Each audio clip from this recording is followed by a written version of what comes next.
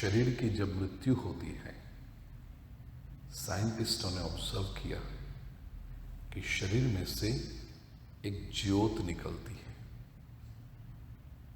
बहुत फेंट, आत्मा की जो है वो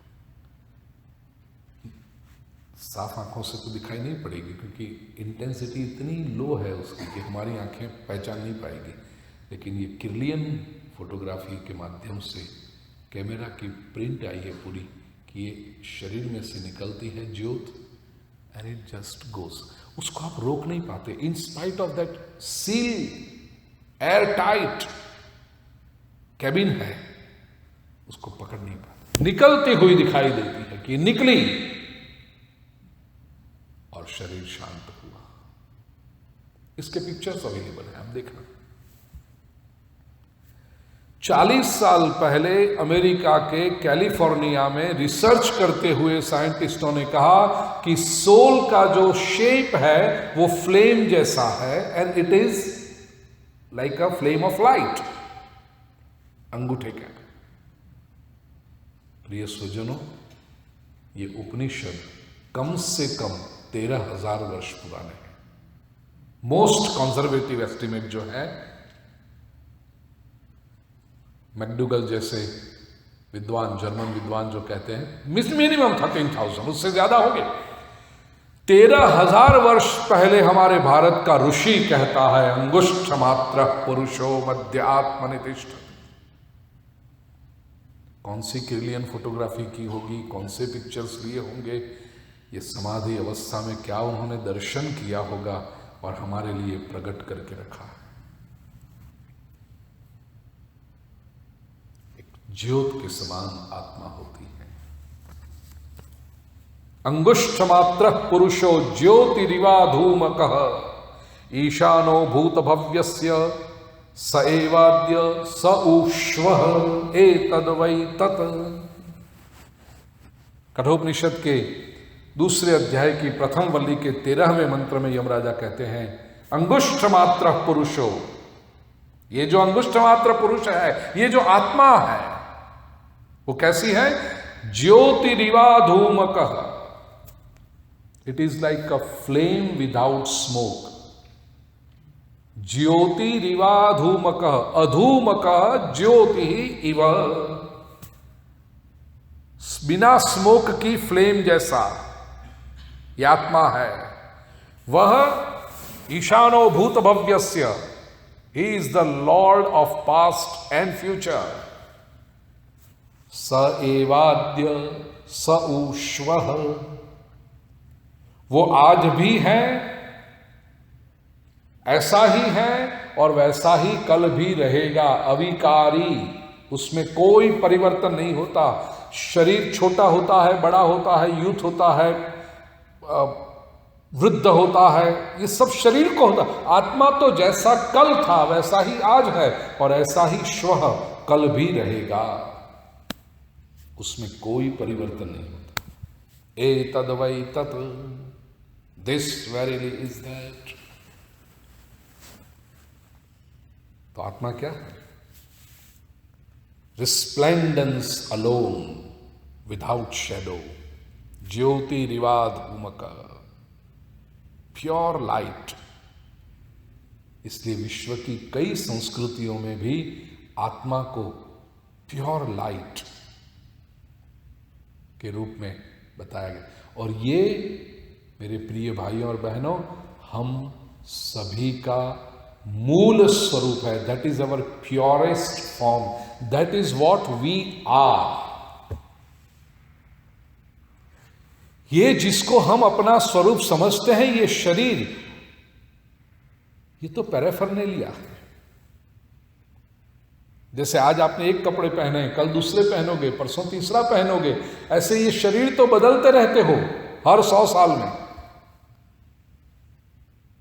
आपका जो असली स्वरूप है, हमारा जो असली स्वरूप है, वो ये ज्योतिरिवा धूमकः, the flame without shadow, resplendent without a shadow, divine flame, वो हमारा स्वरूप है।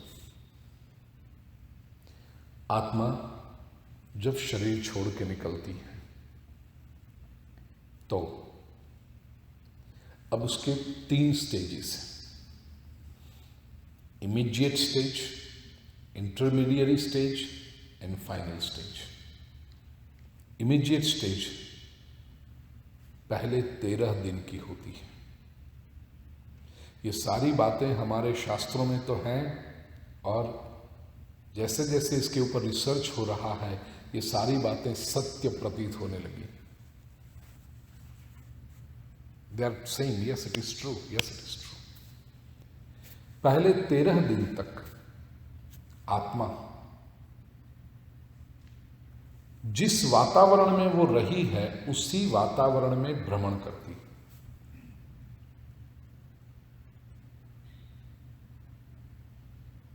घर के आसपास जो वातावरण है उसके आसपास रहती है। इसलिए वो 13 दिन अत्यंत संवेदनशील है, मोस्ट सेंसिटिव है ये 13 दिन।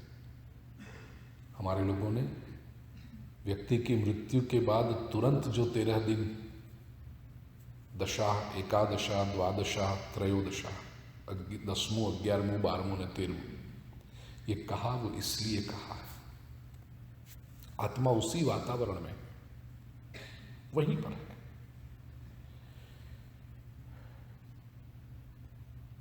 सत्संग क्यों करना है? क्योंकि इमोशनली बहुत सेंसिटिव समय होता है ये।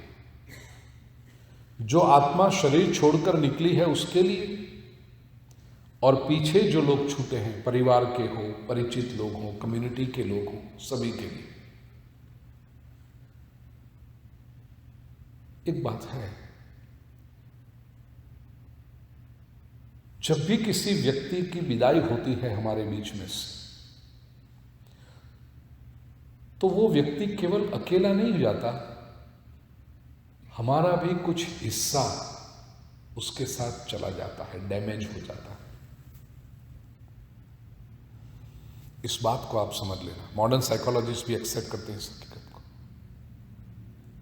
हम कहते हैं एक व्यक्ति की डेथ हो गई, वो तो है, शरीर से एक व्यक्ति ने हमारे बीच में से विदाई ले ली, लेकिन उसकी जो इंपैक्ट है वो आसपास के सभी के लोगों के ऊपर पड़ती है।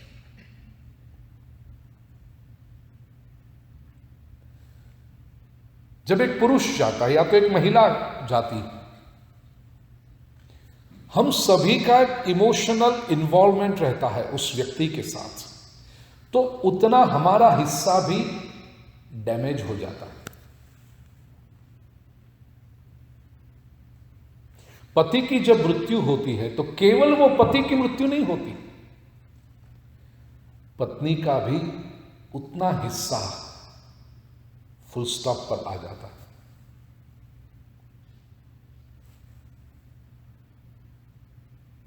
माता का वो जो पुत्र है, तो माता का उतना हिस्सा जो ओवरलैपिंग अपना एग्जिस्टेंस होता है, इमोशनली ओवरलैपिंग, तो उतना हिस्सा फुल स्टॉप आ जाता है। किसी का पिता, किसी का भाई, किसी का देवर, किसी का कजिन, किसी का फ्रेंड, किसी का बिजनेस रिलेशन, कितने सारे होते हैं, वो सारे डैमेज हो जाते हैं। इसलिए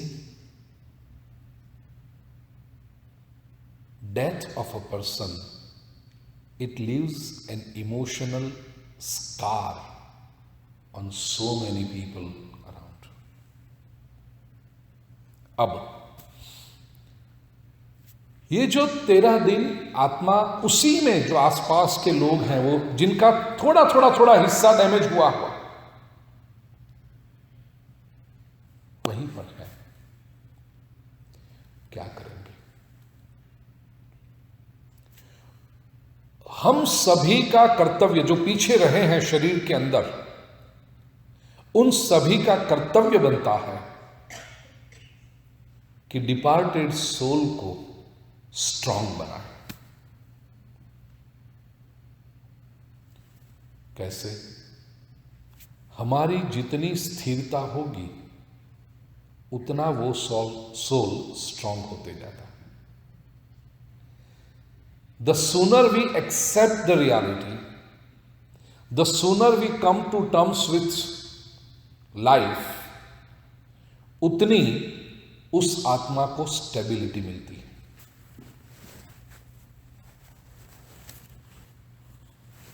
उसकी गति सरल बनती है। इसलिए हमारे यहां 13वें दिन जो श्राद्ध तर्पण की विधि यदि व्यक्ति समझ कर करे, इतना परफेक्ट साइंस है उसमें। It is very unfortunate. I was talking to HP जब हम लंच टेबल पे जब बैठे थे, इट इज वेरी अनफॉर्चुनेट कि आजकल ऐसे ब्राह्मण नहीं मिलते जो आपको ये पूरी विधि निस्वार्थ भाव से समझाए। और उसका कारण ये भी है कि थे एक समय में हमारे पास ऐसे कई विद्वान ब्राह्मण थे, लेकिन समाज ने उनको रिस्पेक्ट करना बंद कर दिया। उनको जो रिवॉर्ड मिलना चाहिए, एक इकोनॉमिक निश्चिंतता, वरी फ्रीनेस मिलनी चाहिए, वो नहीं दे पाए हम उस वर्ग को। तो धीरे धीरे धीरे धीरे वो वर्ग क्षीण होता गया। फिर लोगों ने सोचा कि इससे तो बेहतर है कुछ डॉक्टर बन जाओ, इंजीनियर बन जाओ, ये करो वो करो। तो वो निकल गए इस क्षेत्र में। बुद्धिमान लोग नहीं आ पाए। अब फिर से समय बदल रहा है, आएंगे। लेकिन आज भी ऐसे हैं ब्राह्मण जो समझाए। और वो जो विधि यदि आप समझ कर करो, श्राद्ध की विधि, तर्पण की विधि, पिंडदान की विधि, इतना साइंस है उसके अंदर, इतना ह्यूमन साइकोलॉजी का अभ्यास है उसके अंदर। 13वें दिन पिंड को काटते हैं और पिंड को काटकर उसको पितृ में मिला देते हैं। ये हमारी ओर से उस आत्मा को करबद्ध प्रार्थना है कि अब आप अपनी आगे की जो गति है वो तय करें, उस पर निकलें। We bid you goodbye, we accept your decision, we respect your decision. और अब आपकी आगे की यात्रा करें। ये इमोशनली व्यक्ति को स्ट्रांग करने के लिए बहुत आवश्यक था 13 दिन के लिए। और उस विचार में वो तरंग, हम वो वाइब्रेशन, उस आत्मा को हम दे रहे हैं, पॉजिटिव वाइब्रेशंस, शास्त्रों के उच्चार से, भगवत गीता के उच्चार से, मंत्र जाप से। और वो सब ना आए तो फिर भजन सामान्य व्यक्ति भी कर सकता है, क्योंकि उस समय जो विचार होंगे तदनुसार उस आत्मा की गति होगी। भगवत गीता के 8वें अध्याय में भगवान श्री कृष्ण बहुत स्पष्ट करते हैं इस बात को। अभी मैं 2 वीक पहले हैरिसबर्ग में इसकी चर्चा कर रहा था। प्रतिवर्ष एक अध्याय भगवत गीता का न्यूयॉर्क में तो पूरा हुआ, हैरिसबर्ग में चल रहा है। इस बार 8वां अध्याय था, पिछले 8 सालों से अविरत। 8वें अध्याय का नाम ही है अक्षर ब्रह्म योग। 7वें अध्याय के अंत में भगवान श्री कृष्ण कहते हैं कि अंत काल में मेरी यदि याद आ जाए तो उसको मुक्ति मिल जाती। 8वें अध्याय की शुरुआत में भी भगवान ने यह कहा, अंतकाले च मामेव स्मरन् मुक्त्वा कलेवरम। तो अर्जुन ने पूछा, प्रभु अंत काल में आप याद आते कैसे हो? यह बात तो हमने स्वीकार कर ली कि अंत काल में यदि आपका स्मरण हो जाए तो सदगति प्राप्त होती है, लेकिन अंत काल में याद कैसे आते हुआ? तो उसका पूरा साइंस प्रभु ने बताया है 8वें अध्याय में। और उसके लिए कहा, तस्मात् सर्वेषु कालेषु मामनुस्मर युध्य च। तस्मात् सर्वेषु कालेषु मामनुस्मर, हमेशा तू मेरा स्मरण करता रहे। ऑलवेज